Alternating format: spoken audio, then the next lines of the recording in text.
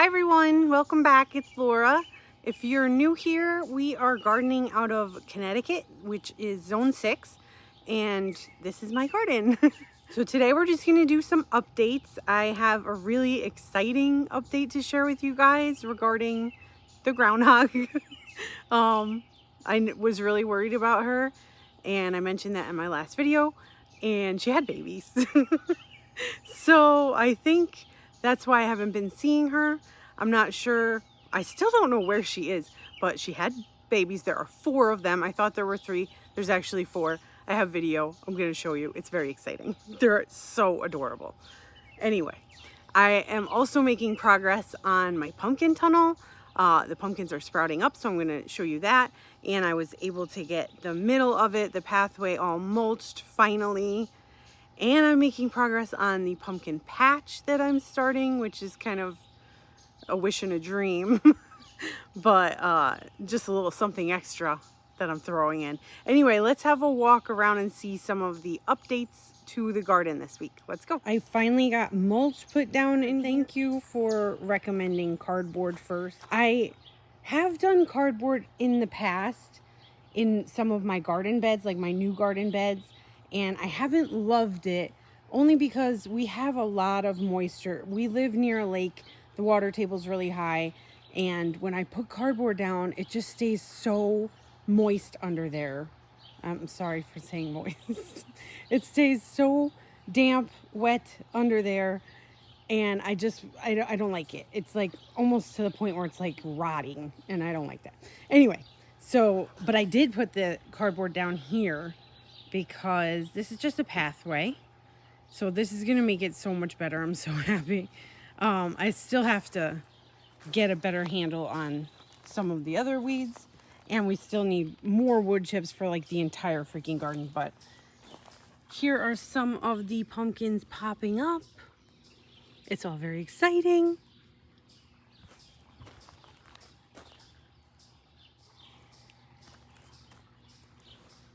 You can see some of them popping up in here, and then I interspersed them with blue spice basil to try to keep the critters away. Hopefully that scent, I put a lot of it in here. There's probably like 30 plants in here, and it grows fast, so hopefully that scent will keep some of the critters away from the pumpkins as they grow up and over.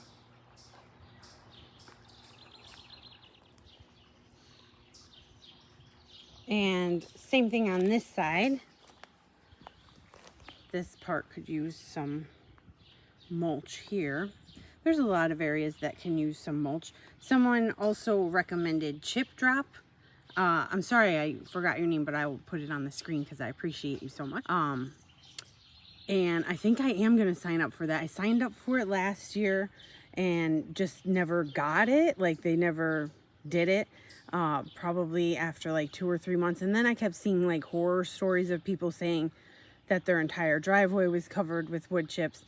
But after thinking about it, it's like I kind of don't really mind if that happens, because we have so much ground to cover.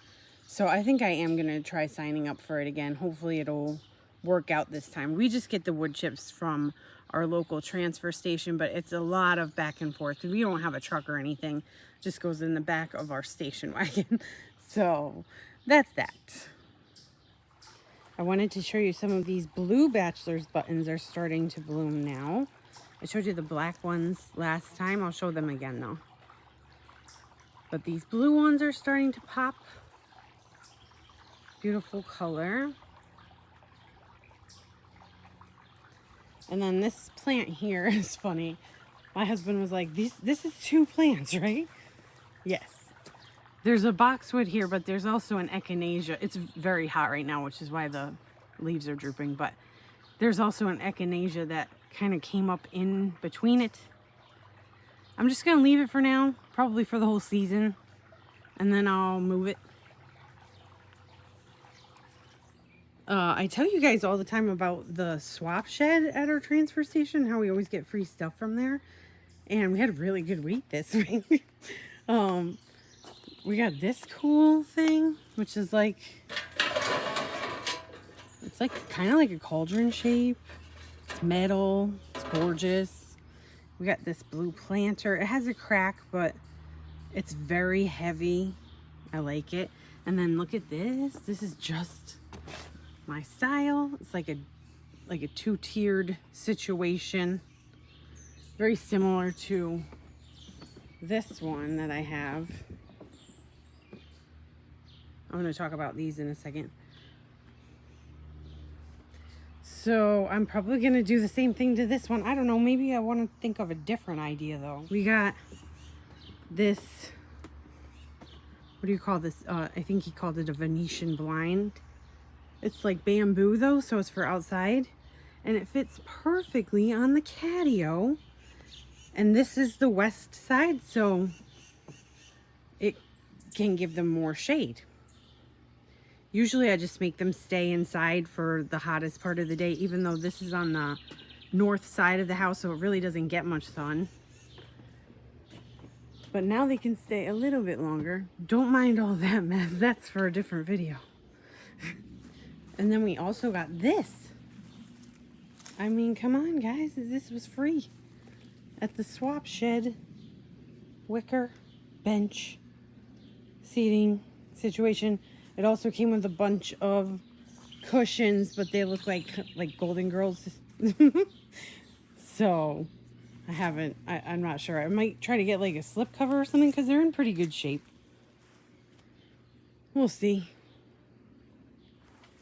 Let's go back over here. I wanted to show you these milkweed plants. First of all, I put up like I'm trying to make a moon gate for the moon garden. And it's sort of working, but this was part of the cattle panel that we got that was used, so it was a little bit bent. So it's not perfect, and I have to cut those zip ties. Anyway, these milkweed seedlings, whoever wants to say milkweed is easy to grow from seed, I might have to disagree. This is like my 4th year trying to grow it from seed. And it did grow this time, but then I thought, died. Like it puttered out. Like you can see they're just stems.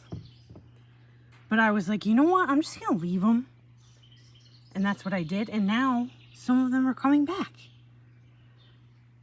Like, look at that.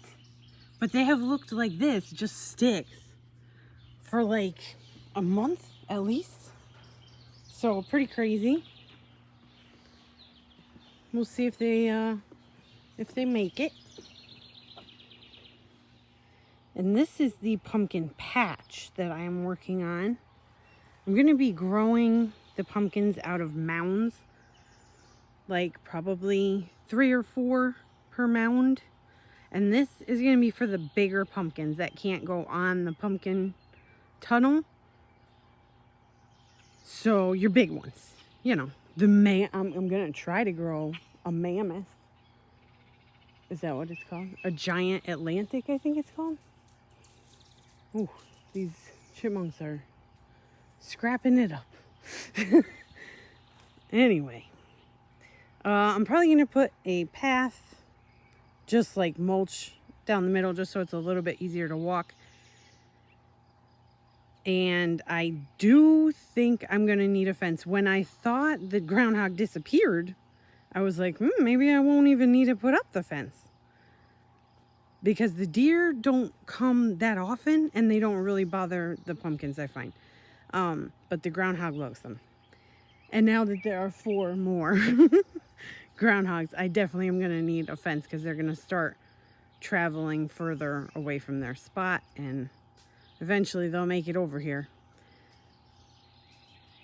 So I'm going to put a fence, like probably just like a chicken wire fence. And I think what I'm going to do, this ground is super hard, and I don't really want to dig into it. It's our leach field. That's why everything's going on top and nothing edible is going in here.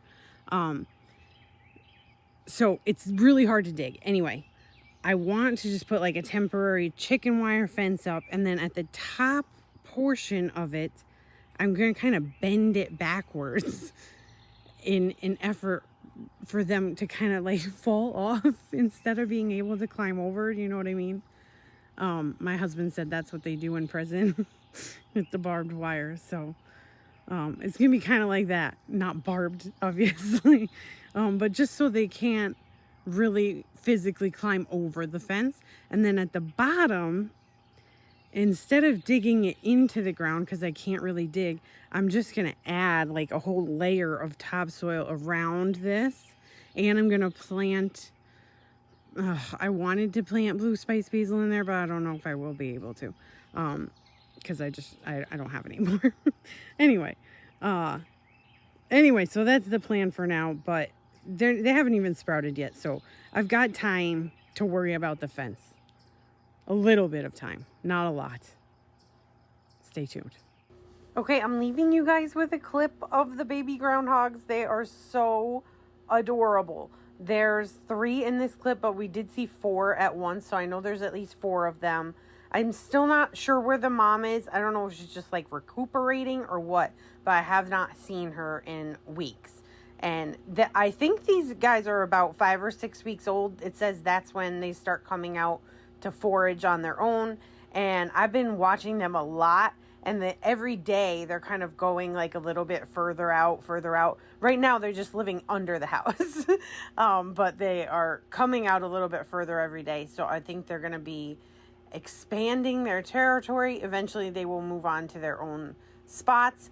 But if mom, if something did happen tragically, probably one of them will stick around here.